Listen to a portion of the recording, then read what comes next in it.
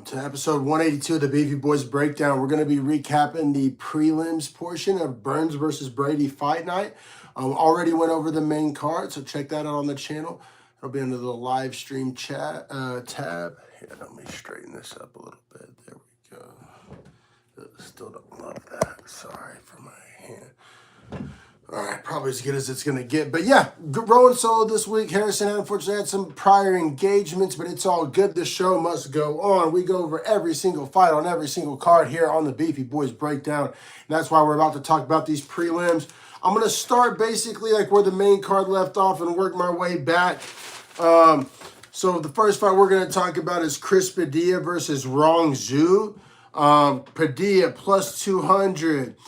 Rong Zhu minus 245. I thought this was way off of this money line. So I got a unit in on the Chris Padilla money line plus 200. I also had a sprinkle on Padilla by sub plus 550. And you know what? The sub didn't happen. The finish did. I ain't mad at it. Like my handicapping was still pretty accurate, and I said the money line straight bet dog cashed, so I ain't even mad. Still made some money off this fight, and yeah, I'm not a big Rong Zhu guy. Me and Harrison have our own little kind of road to UFC fade strategy that we like to employ. A lot of those guys do not perform well once they get to the big leagues, and it's just so, I mean, fading road to UFC guys isn't the worst idea as a bettor. And let me see here. Rong Zhu, going to the Tapology right now. Rong Zhu, I mean, 25-6 sounds good. He's only 24 years old, but he was 1-2 in the UFC coming into this one. His losses were to tough guys like the Bahamundis losses, obviously not the worst. But yeah, just hasn't really beat any UFC caliber guys. And Padilla coming off of a Yontop sub, and Yontop showed how tough he was a few weeks ago. He's a pain in the ass to deal with. So I like Padilla in this one. Said cashed as the dog. Now, round one was pretty close because Rong Zhu was landing some like heavy leg kicks. Was having some success winning some exchanges. But Padilla had significant strike numbers in his favor, was landing his own leg kicks, and there was this moment where he kind of froze Rong Zhu with this punch. I wouldn't say wobbled, but I would say hurt, and he like froze him. It like stunned him, and it was probably the biggest moment of the round in my estimation. So close round, competitive round in round one, but I gave it to Padilla. And then 4 minutes and 14 seconds into round two, Padilla does this step-in elbow that is just timed beautifully and puffs. I mean, Rong Zhu's eye just instantly is destroyed. Like, puffs it up, swells it up. They call in the doctor. The fight stopped. But it wasn't one of those things where, like, when a fight stopped due to a cut, it seems kind of subjective and kind of all over the place. Like, his eye was 100% swollen shut. Like, there was zero chance that he was able to see out of that eye. So unless you're the Abu Dhabi commission that commissions licenses Shara Bullet to fight with one eye, no U.S. Commission is gonna let that fight continue. Yeah, I mean, the elbow was perfect. So I thought Padilla was winning the fight. I bet it by sub. And who knows if that eye doesn't get swelled up so fast. Maybe the sub does take place. But, I mean, the elbow, it wasn't a fluky deal either. It was not a fluke. Do not let the record reflect that it was fluky. Also, for whatever reason, didn't get a bonus. Steve Garcia got a bonus. And Natalia Silva and Andrade, I believe, were fight of the night, if I'm not mistaken. Durden, I thought, got robbed of a bonus, and I would say Chris Padilla got robbed of a bonus as well. But yeah, as a plus 200 dog to get a second round TKO, and you can say doctor stoppage, but I mean, the strike was so well executed. The step-in elbow, the accuracy, the timing, I mean, it was like the perfect elbow, basically. So yeah, I thought that deserved 50 G's for what it's worth, Chris Padilla. I know that doesn't help your pockets, but But yeah, man, so stoked to cash that Chris Padilla dog bet. Like, he's 2-0 in the UFC now, and then you could argue Yon Top and Rong Zhu are not world beaters, and I would agree with you. But I mean, he's 2-0 with 2 finishes. He's yet to see a third round. Now his overall record at what 13 or 15-6, doesn't jump off the screen at you, but certain guys, he's on a 5-fight win streak. All 5 of those are finishes. 2 of those are in the UFC, and even one of his non-UFC finishes on this streak is Justin James, who has been in the UFC during the Beefy Boys era. So no walk in the park there. I think he's kind of hitting his stride. And a lot of these L's, one of these L's is a split decision, another decision loss. Now, before that, early in his career, he was getting finished. But, I mean, a lot of decisions, one of which was a split. I don't know. Some guys take a second to kind of hit their stride. He's 28 years old, so he's coming into his prime. Maybe learn some lessons from some earlier losses as a young buck. But, yeah, 5-fight win streak, all finishes, 2 of which are in the UFC. I'm kind of in on Chris Padilla. Now, I mean, in on like a koozie kind of way. Like, I mean, he probably needs one more to get his way out of the koozie tier. But, I mean, I got him right there, with the Michael Johnsons, with the Borshchevs, the Clay Guidas, like that level of guy. Like, definitely not a can, and like may prove to be really fucking good at 28. By the time this guy's 31, I mean, maybe this guy's like a top 15 guy. I mean, maybe not. I'm just saying, like, he hasn't showed us any reason not to believe that he could achieve something like that.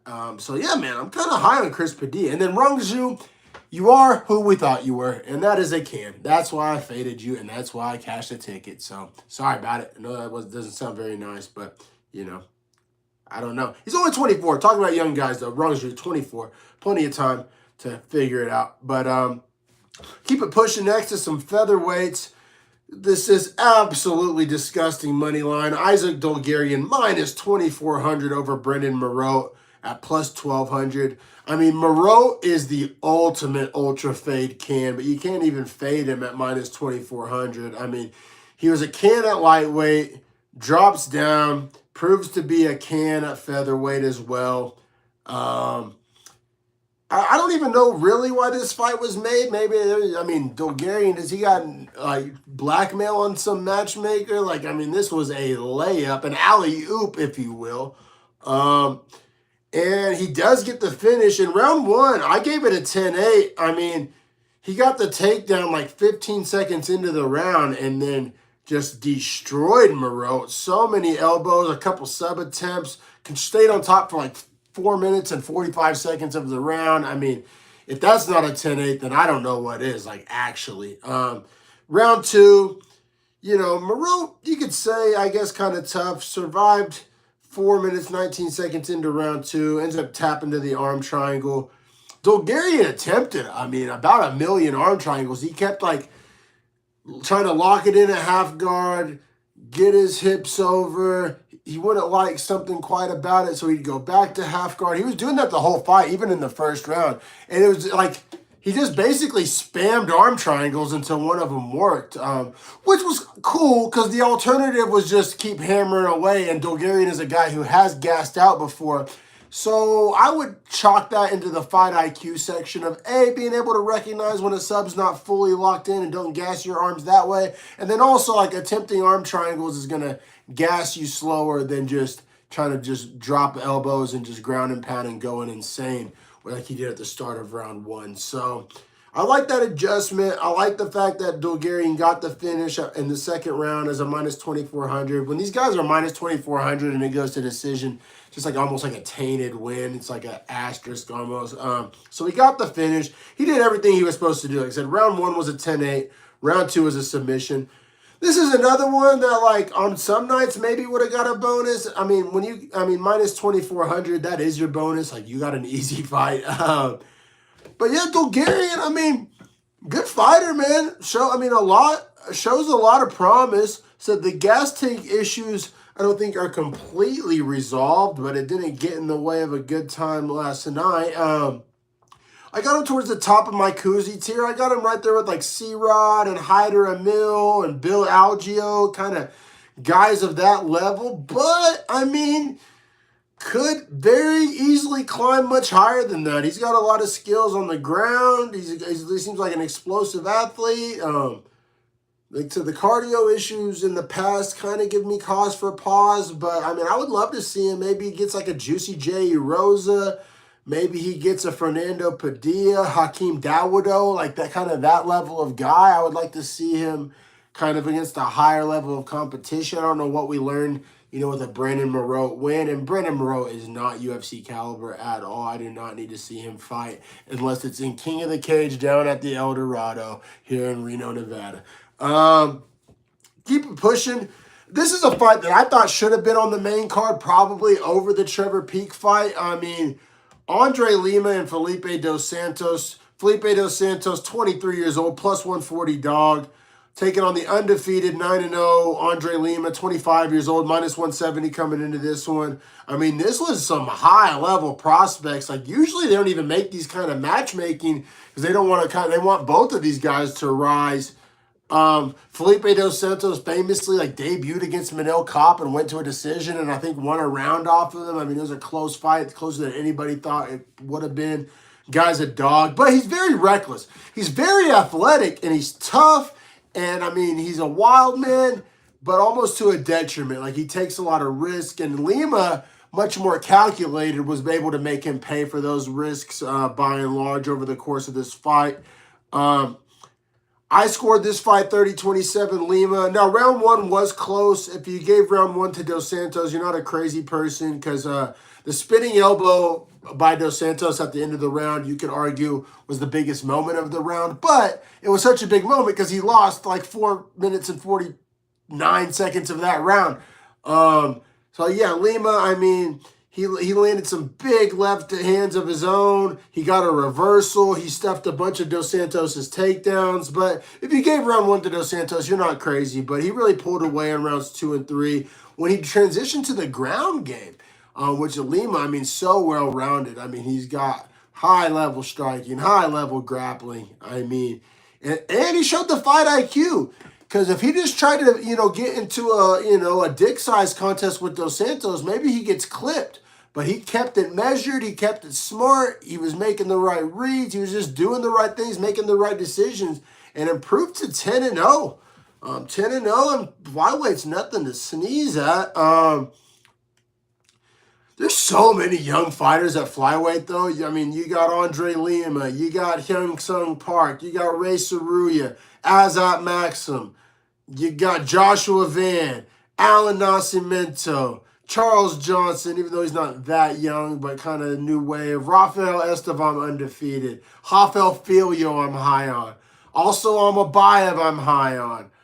And then Tatsuro Taira is already in the top 5 at 24 years old.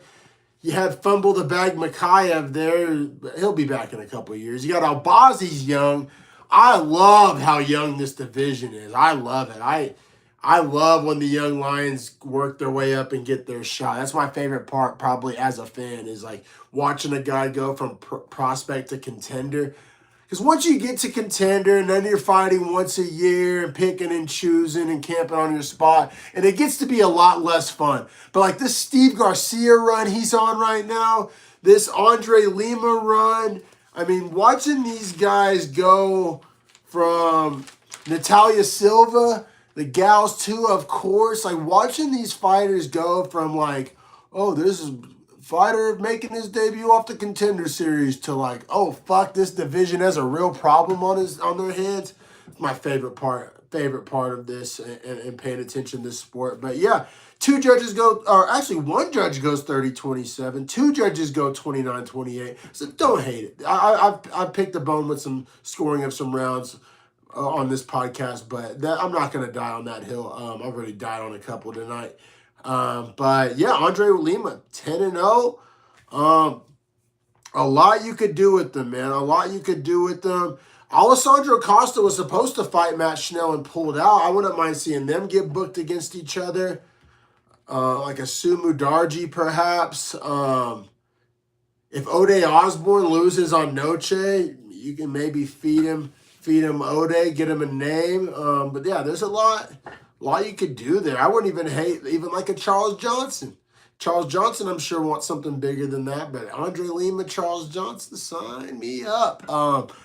Yeah, man, flyweight's in a cool spot. I would say it's a cool spot for the hardcores. Not a lot of huge names for the casuals. But I mean, this Tatsuro Taira rise. You got the resurgence of Cara France. Urseg's still there after taking a couple L's. Albazi hopefully will be healthy soon. You got an aging champion in Pantoja. And then all the young lions I listed a second ago. Flyweight, if you're paying attention, flyweight's awesome right now. And hopefully these guys stay active. Keep it pushing to some featherweights. Gabriel Santos minus 260 taking on Yizal plus 210. Harrison's not able to make it tonight, but I got to give him his flowers on this one. He was saying we should have bet Santos, and he was right. I mean, I thought it was can on can, and maybe when it's all said and done, it is, but Yizal definitely a lower level can than Santos. Santos, I mean, this was all Santos. I mean, I scored at 30-27. Two judges give it 30-26. Round one, he did get a head kick knockdown. But yeah, Yizal was able to recover and have some success and win some exchanges and stuff. That's what kind of kept it from a 10-8. Like the 10-8 that I gave to Bulgarian, like Moreau literally had no success at all. I thought Yizal had not enough success to win the round, obviously, but enough success to keep from being 10-8. You know, two judges gave that a 10-8. I mean, you get a head kick knockdown. I mean, that's obviously worth a lot. So don't hate it. But I went 10-9. I went 30-27. I mean, he was beating him on the feet. He was beating him on the ground. In round two, he got, like in round one, he got a head kick knockdown. In round two, he cut him with a ground and pound elbow, and that cut was nasty. And then in round three, all of the above. Started the round beating him up on the feet, ended the round, you know, on his back, you know, in dominant grappling position. So yeah, Santos did whatever he wanted. And Santos, I'll say the same thing about Santos as I said about Yanal Ashmuz on the main card. Like, you're better than I thought you were. Not now, how good is that? You know, time will tell. I don't personally see world beater in the future, but like, I think he proved he's not a can. I think he proved he can go. You know, and then Yizal, wish I could say the same, but it's looking pretty canish, unfortunately. Yeah, 30-26 by Gabriel Santos. But yeah, Santos showed some promise. Yizal, you know, I'm pretty I'm pretty sure it's another road to UFC guy. So when you start to wonder, oh, why would Harrison and Dominic, you know, bet against road to UFC guys? I mean, there's a trend. There is a trend. And shout out to Harrison for, you know, pointing out that trend. That is his trend that I am backing, not my idea. So I want to give credit where credit's due. Keep it pushing to a little controversy here in the ladies strawweight fight, taking on Jacqueline Amorim and Vanessa Demopoulos. Amorim, big favorite, minus 280. Demopoulos, plus 225 on. I got to kind of eat crap here. I didn't bet this one, and I didn't lose money on this one. But I did think that this was basically a coin flip, and I thought that the money line was way too big. But I was wrong. Amorim, first round armbar. Now, where does the controversy come in, you might ask?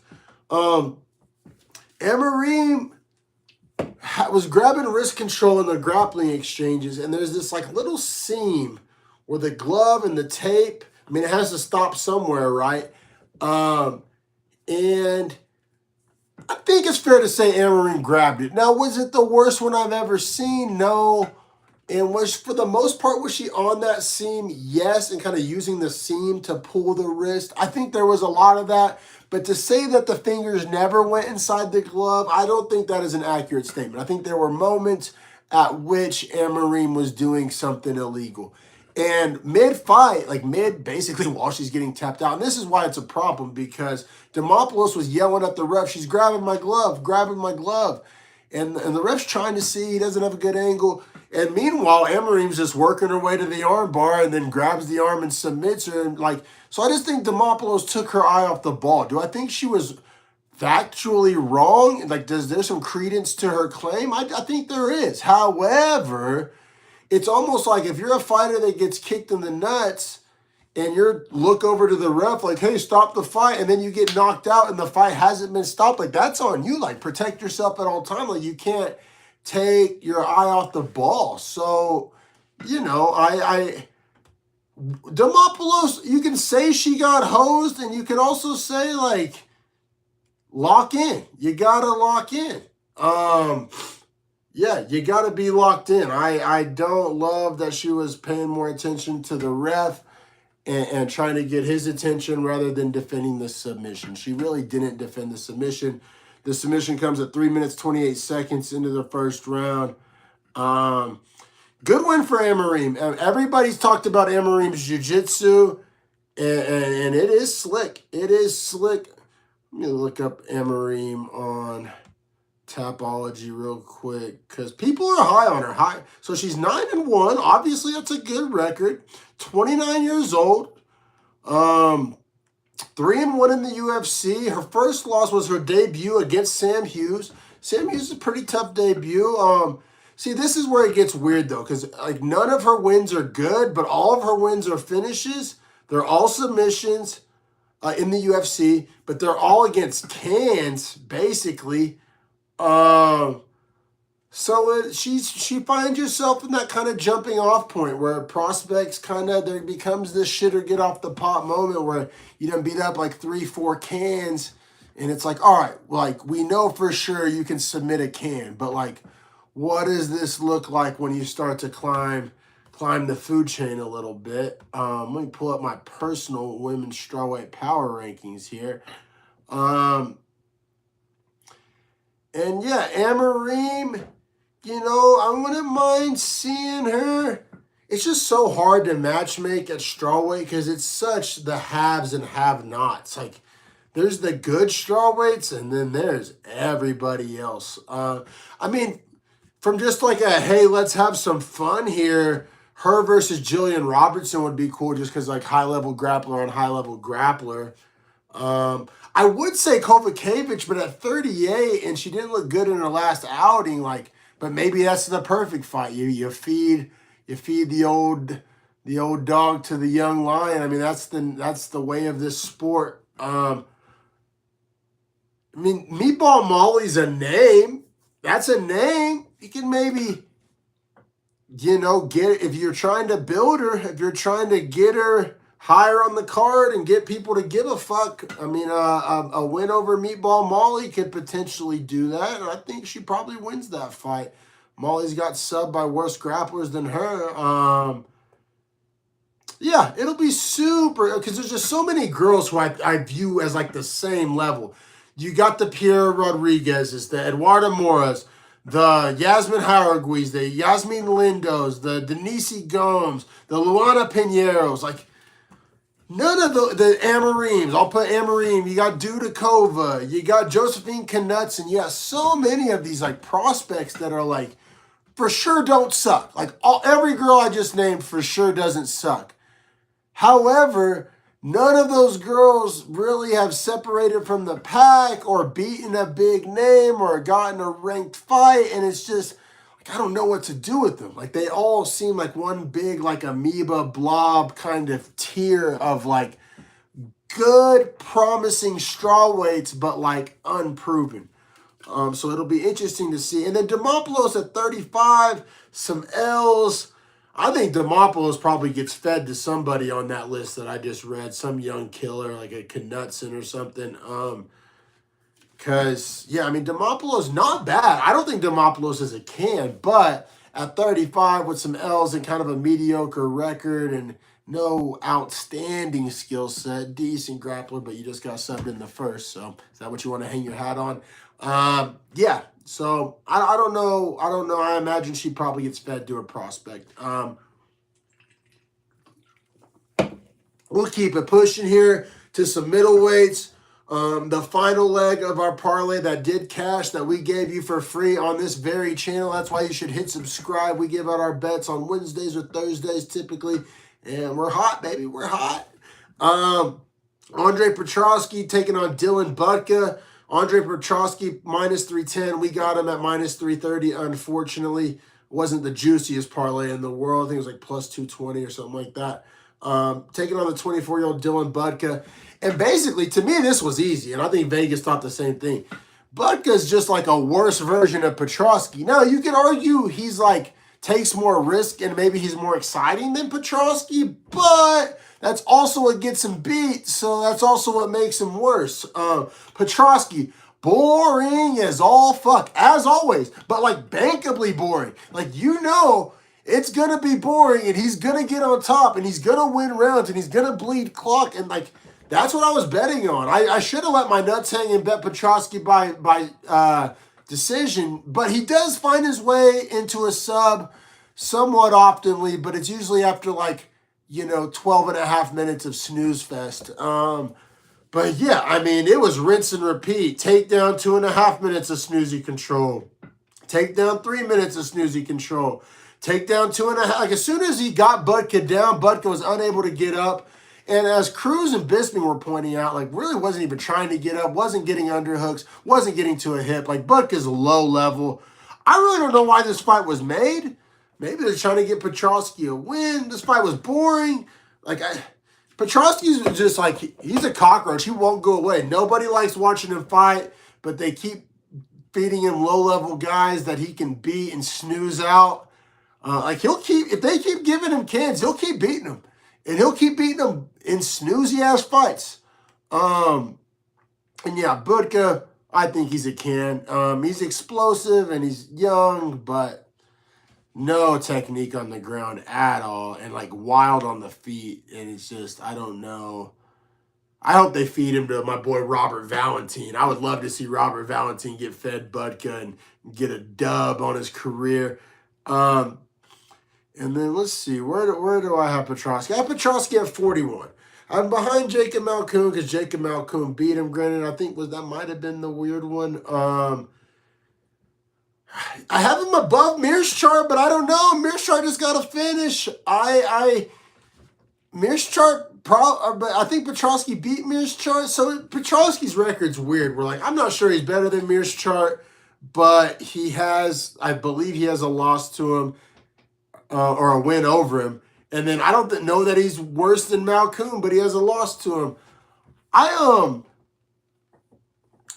just don't know what you do with Petrosky because I really am tired of seeing him fight the Dylan Butkas of the world. I don't think he beats anybody better than that, though. But hey, that's fine by me. Let's use him. Like, let's get somebody we like a win.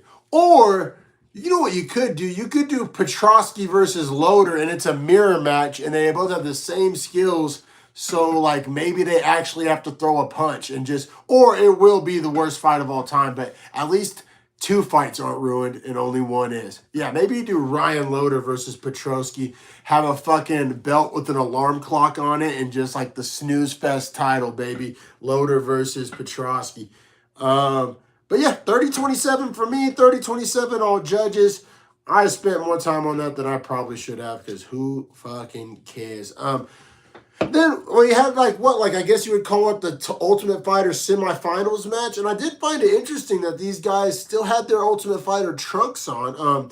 Zygmontis Ramaska taking on Nathan Fletcher. Fletcher's small favorite at minus 135. And it's funny, I called this to a T. I liked Ramaska as a dog, but I was 0 for 2 on last week's Ultimate Fighter fights, or 2 weeks ago. So I was like, I'm clearly not seeing the field good with this group of Ultimate Fighter prospects. So I on the betting show, I was like, I like Ramaska here, but I'm not betting another one. I was 0 for 2 last time, and I was same here. Nathan Fletcher, second round arm triangle. I did give round 1 to Ramaska. It was very close, but he cut him. He cut Fletcher with an elbow, got the damage in. He had 2 separate reversals. He had his own sub attempt. So, but also Fletcher had 3 takedowns. But I said he got reversed on some of them, got sub attempt on some of them. So, I don't know if I really want to score that for Fletcher. I thought Ramoska was having more success and being more aggressive. But in round 2, Fletcher gets the arm triangle. Just take down very start of the round, straight into mount. Got the arm triangle. Fletcher's better than I thought he was too. On the show, I'll be real, I was not impressed by Fletcher on the show. But hey, shows what the fuck I know. Yeah, Fletcher can wrestle. Fletcher can grapple. But I don't know the level. I don't know. Where do I have Fletcher here? I think I got him in my koozie tier. Yeah, I got him right around Bill Algeo or Jung Young Lee, Alexander Hernandez, that kind of level of guy. Like, I'm not sure, like, he wants to smoke with, like, an Isaac Dulgarian or a Hyder Emil, though.